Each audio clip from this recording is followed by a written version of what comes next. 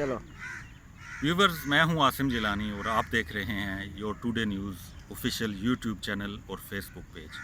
आज आपकी तवज्जो एक अहम इशूज़ की जानिब मबजूल करवाना चाहता हूं और वो इशू ये है कि वफाकी काबीना ने एक फ़ैसला किया था कि बिजली और गैस के सर्फिन को बिल जमा करवाने के लिए 15 दिन का टाइम दिया जाएगा, लेकिन मुतलका वजारत और ब्यूरोक्रेसी ने इसमें रखना डालना शुरू कर दिया है और सार्फिन को 15 दिन देने के बजाय महज 8 दिन, 7 दिन, 5 दिन दिए जा रहे हैं और इसमें सार्फिन को बिल जमा करवाने में मुश्किलात दरपेश हैं।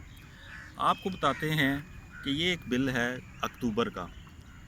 इसकी रीडिंग डेट है 1 अक्टूबर और इशू ये हुआ है 2 अक्टूबर को, जबकि मुकर्ररा तारीख जो ड्यू डेट है वो 10 अक्टूबर की रखी गई है।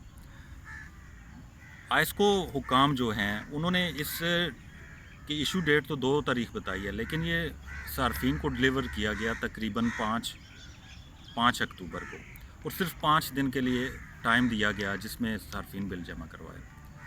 अब हुकूमत या वज़ीर-ए-आज़म अगर सार्फिन को कोई सहूलत देना चाहती है कि आप ज़्यादा से ज़्यादा दिन दें सार्फिन को ताकि वो बिल जमा करवा सके, लेकिन अगर ब्यूरोक्रेसी इसमें रखना डालेगी तो सार्फिन को बिल जमा करवाने में मुश्किलात होगी।